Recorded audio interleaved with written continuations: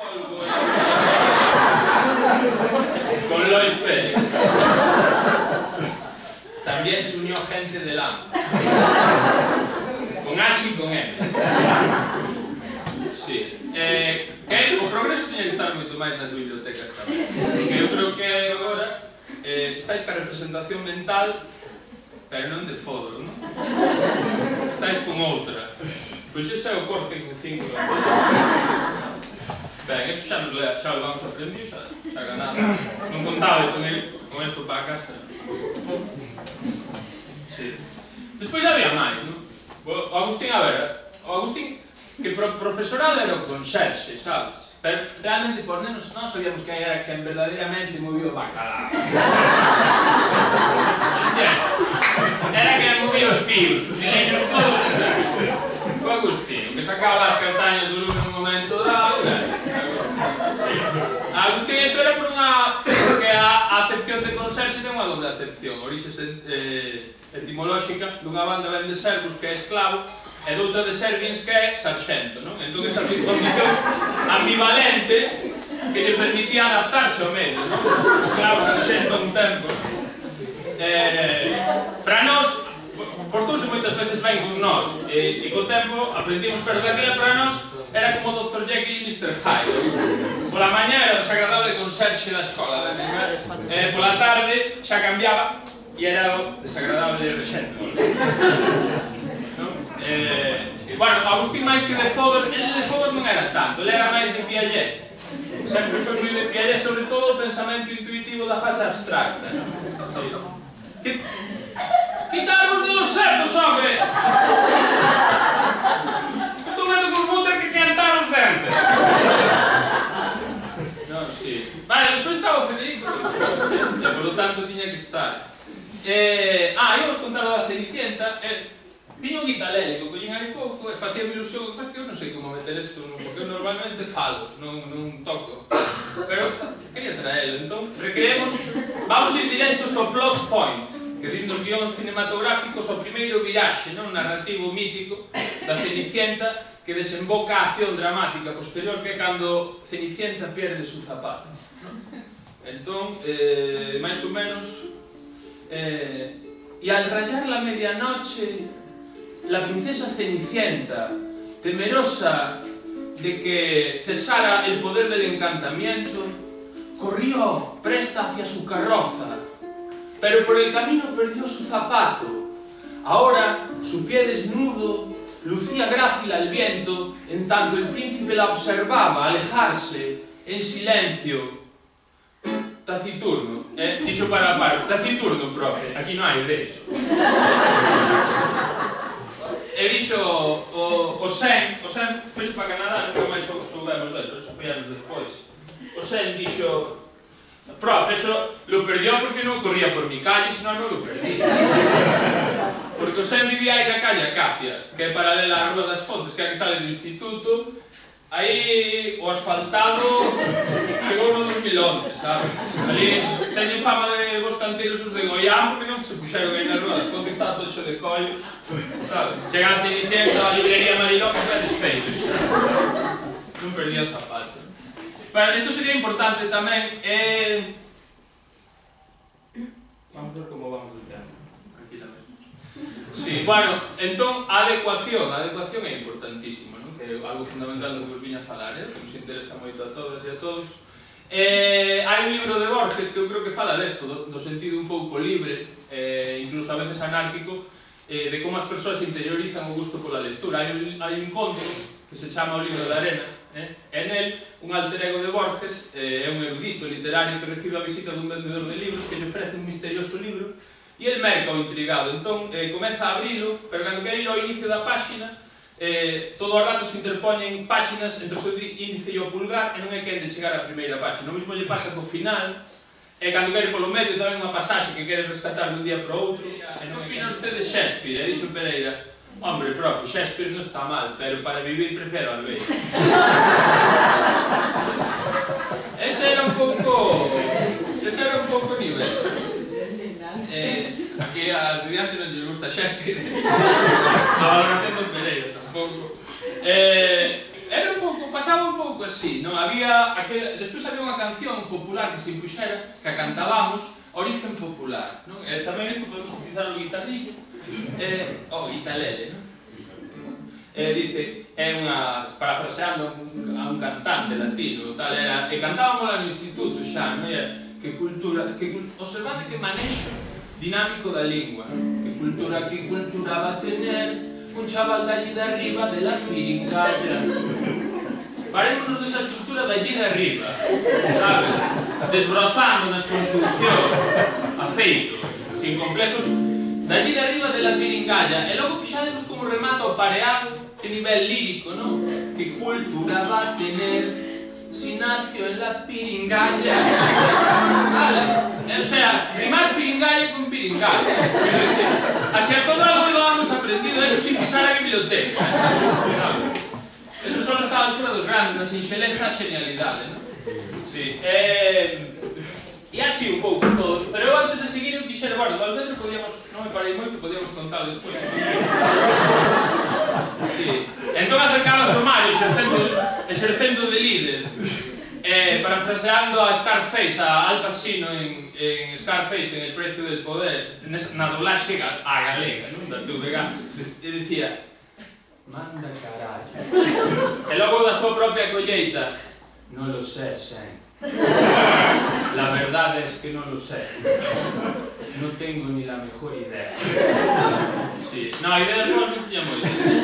Tiña mala idea, sabes? E hai unha pintada ali que poñía vacas, porros, Bob Dylan. Tócale el culo a Carmen Maura. Eso é espectacular. Unha pintada críptica pero espectacular, con grandes genialidades, pero non chegaron a acordo e seguiron camiños distintos no show do Rural Business. Semi-rural, estamos tamén, de Lugo chegando de cara. Ben, entón estaba ali o Alvedro, basicamente estábamos unha mañá ali, ao de sempre, xa non sei se era mañá ou era tarde. Podese disculpar porque xa pasaron algúns anos. Bueno, o de sempre era, digamos que había unha néboa nicotínica que o presidía todo, non? A duras penas recoñecías a uns dos outros. E o de sempre, estaban os chavales, algúns estaban tranquilamente pelexándose entre as mesas, Agustín chama de atención a Roco pola orella, vas en secundaria, sigue tendo un respeto.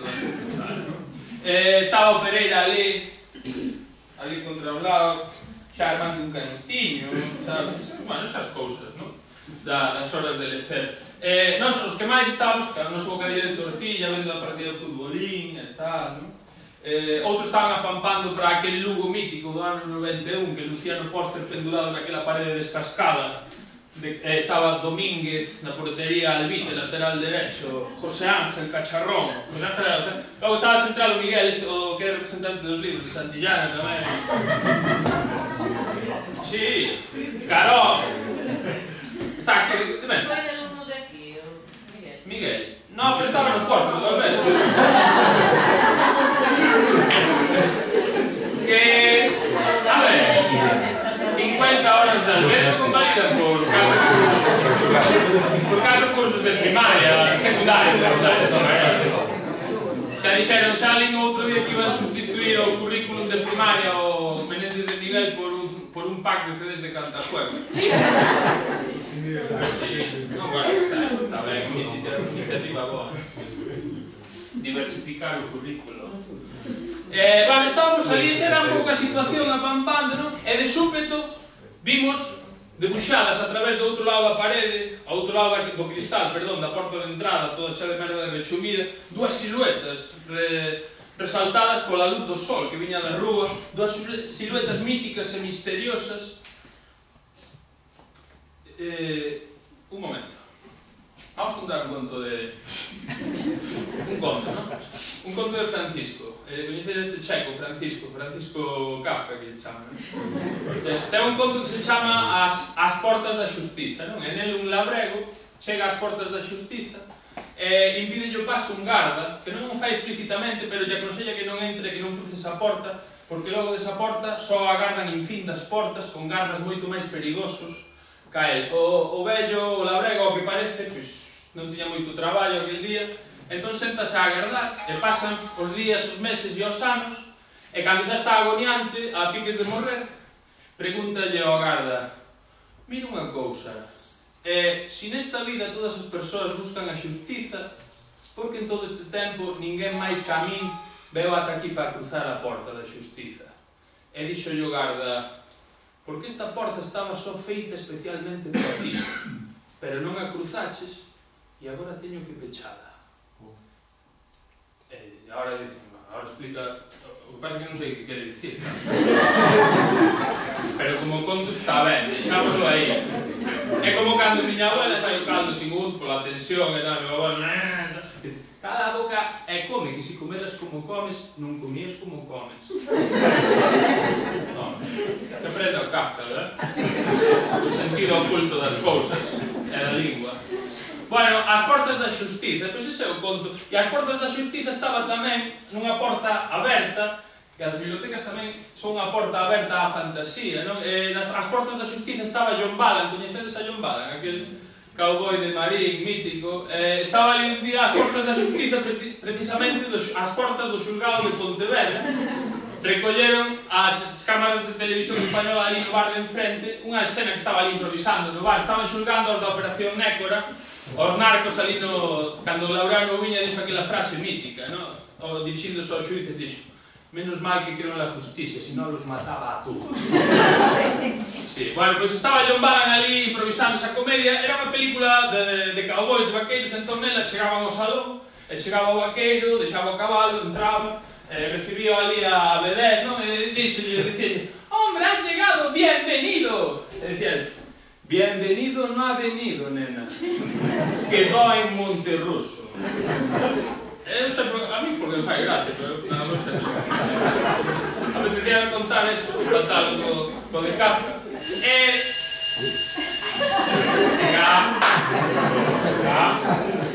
Siga!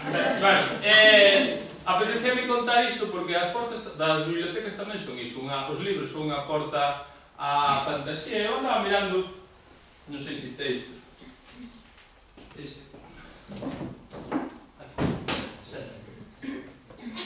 antes aquí o lugar. Sendak, decía, Sendak, se vos fixades, porque Ballan tamén se acompañaba dunha porta, nos seus espectáculos facía as percusións cunha porta, e era unha porta que dividía a loucura da cordura, a realidade da fantasía, e Kafka estaba entre a xustiza e a injustiza, unha porta aberta, as portas teñen algo misterioso, no cine hai moitas portas que nos conducen a algo que descoñecemos, e eu creo que as bibliotecas tamén son unha porta á fantasía, pero Sendak, se vos fixades, por exemplo, todos os contos de Sendak, que estaba buscando eu, están cheos de fiestras, porque como Gianni Rodari pensaba que xa de entrar na fantasía, postos a entrar no mundo da fantasía e da imaginación, pos nenos e nenas, pos meniños, era moito máis interesante facelo por unha fiestra que entrar por unha porta, non? Se vas a entrar a unha fantasía, 40 minutos, tanto. Acabou. Non, mas estuve moi a gusto. Pois xa postos a entrar na fantasía, pois é moito máis divertido entrar por unha porta, por unha fiesta directamente. Se dades a un neno a elixir, prefere entrar por unha fiesta que por unha porta. Pero... bueno, eso era o que quería dicir. Estábamos no Albedo. Tranquilo, non se moveron. Jerry Fodo está ali a representación mental, como aí, todos os elementos. Entón, ao ver esas dúas siluetas, quedamos petrificados, non? Os que estaban pelexando, quedaron mirando para a porta. O Agustín que estaba tirando as orellas ao Jack para a porta, sabe? O Pereira que estaba armando un canutinho aí contra a parede, non deixou de armalo, mirou para a porta. Os que estábamos mirando o fútbol líquido, o que dito tío Ovo que estaba quente, subiu para arriba de sube. Os muñecos xa non respondían aos movimentos, os xogadores sacaron a cabeza tamén mirando para a porta. Carol asomou aquela calborota do póster do Lugo do ano 91, mirando así para a porta. Tiña un Jerry, porque pensamos en Jerry Fodor como un tipo así, con cara de pirolo, non? Así, algo uranio un pouco quente, ou moi quente. Carol tiña un pouco de Fodor tamén, é como Baltar, o fillo de Baltar tamén ten un pouco. Sí, que era como Agustín, un pouco o tema de... A ver, mandaba o... A ver, vale, Baltar é el presidente da Diputación, non.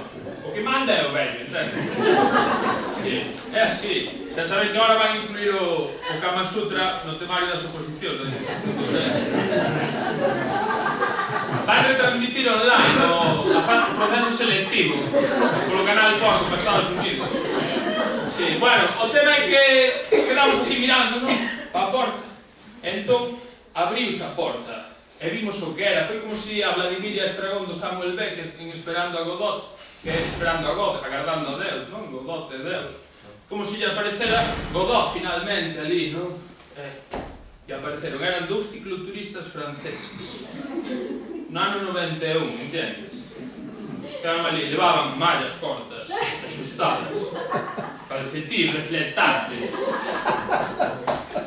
mochilas, levaban mapas, entraban con dúas bicicletas que son as vías no Tour de Francia pola televisión. E o detalle definitivo que fixo saltar todas as alarmas é que non lo fixo notar o Sen, o que miraba por Rañacer. Dixo, joder, llevan casco. Tienes, llevan un casco, que queres, ano 91. ¿Para qué quieres un casco, un bici? Tienes la cabecita, ¿o qué? No, tranquilamente, ¿o qué? ¿De qué eres tú? ¿De dentro de murallas? No te la tienes casi. El casco que te va cenillo, claro, sabes?